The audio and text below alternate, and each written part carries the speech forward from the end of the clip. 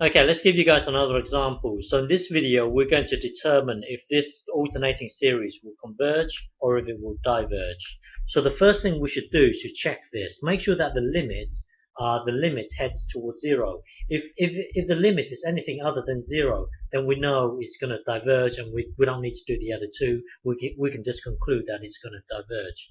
So first thing we need to do is to check number 3. But before we can do that, we need to isolate this thing here. We need to isolate this thing here. So in your mind, just visualize this. So in your mind, just have this in your mind. Have this in your mind. n-1. So now take the limit as n tends to infinity. Take the limit as n tends to infinity. Well, as n tends to infinity, you've got if you look at this bubble here, n gets bigger and bigger and bigger and bigger, and then you're adding 1.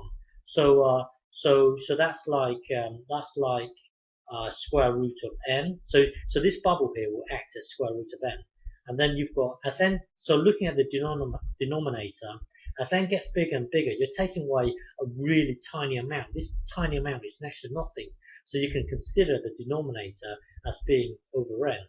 So you've got the limit as n tends to infinity. So this thing here will act as this, as n tends to infinity. So looking at this, so you've got this thing here. So now let's visualize it as to the power of half, to the power of 1. So divide top and bottom by n to the power of a half. Divide top and bottom by n to the power of half. So this thing here will become 1, and then this thing here, 1 take away a half, that will be square root of x. So if you look at the square root of x graph, it will look like this. Square root of x will always be climbing. So you've got 1 divided by something that keeps on climbing and climbing, climbing.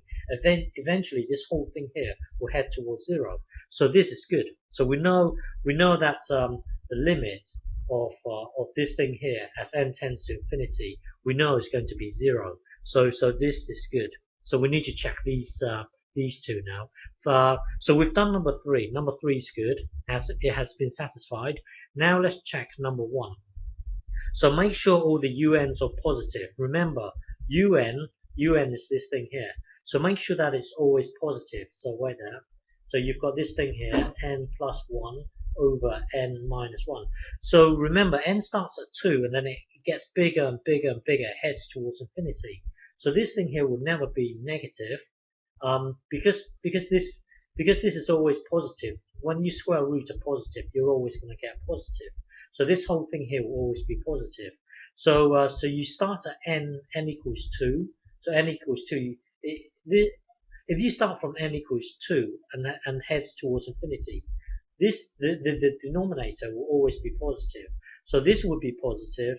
This will be positive. Therefore, un will always be positive. So now this is good. Now we need to check. We need to check that the next term will be less than or equal to the current term. So basically, we need to make sure it's going downhill all the time. Well, it could stay the same, and then it could go downhill. Just make sure it's non-increasing. Make sure it doesn't go up. So number 2 is just really make sure it's going downhill all the time. But it could stay the same and then downhill. But generally speaking, make sure it's going downhill. Okay. So to do that, remember there are 2 ways of doing this. We can we need to check that it's non-increasing. 2 ways of doing this. We can get the next term and make sure it's less than or equal to the current term, or we can look at the derivative. So let's look at so 2 ways of doing this. One is to look at the n+1 version, and then the other one is to map a function on top of this, and then look at the derivative. So let's look at this root for the time being. So we are trying to determine. We are trying to make sure that it's always non-increasing. So let's take this root. Okay. So looking at this, we are now. Hang on. Remember, looking at this, we needed to isolate this. So we're not going to consider this. We are just going to look at this. Okay. So we are just going to look at this. So the next term. So we are trying to determine this here. So So two ways of doing this. One is to look at the n+1 version. The other one is to look at f prime or f prime. We are now going to look at this one. You see, well, the next term would be you putting n+1 into the n. That will then give you this n+1, and then you've got your +1, +1. And then this bit here, we are trying to look at n+1. So you put n+1 into here. That will then give you your n+1, and then you've got your -1, -1.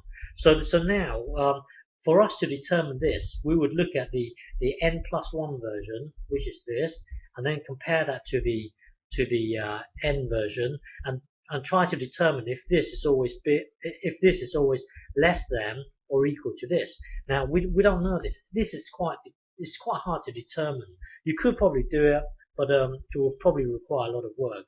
So let's look at the other alternative.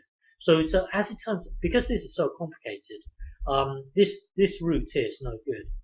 We should look at f prime of x. So let's now try to take this route. So hang on. So we are going to map this function on top of our series. So hang on. So now so we would map. Hang on. Sorry. So we are trying to determine if it's always non-increasing. So two ways of doing this: n+1, or to look at f prime. So map this function on top of our series, and then differentiate it. So differentiate this. Use the quotient rule. Do whatever you want, but differentiate this. So f prime will equal blah blah blah blah blah blah blah. F prime will equal this. Okay. So bear with me. So f prime equals this. So what we have so far is this. Hang on. What we have so far is that we checked this, then we checked this. We are trying to determine if it's non-decreasing, if it will be non-decreasing. We looked at n+1. It turns out that this is too complicated. Then we would look at f prime. So f prime turns out to be this. So now is this always decreasing? So make sure that f prime. We want to make sure that the sequence is always decreasing or stays the same. So we would look at f prime. Well, the gradient is always negative because n starts from 2, goes to infinity. If you look at this here, hang on. If n is always positive, if n starts at 2 and heads towards infinity, this thing here will always be positive. If n starts at 2 and heads towards infinity, this thing here will be positive. When you square root a positive, you will get a positive. So this thing here will be positive. This thing here will be positive. This is going to be positive. And then n starts at 2. So this thing here will be negative.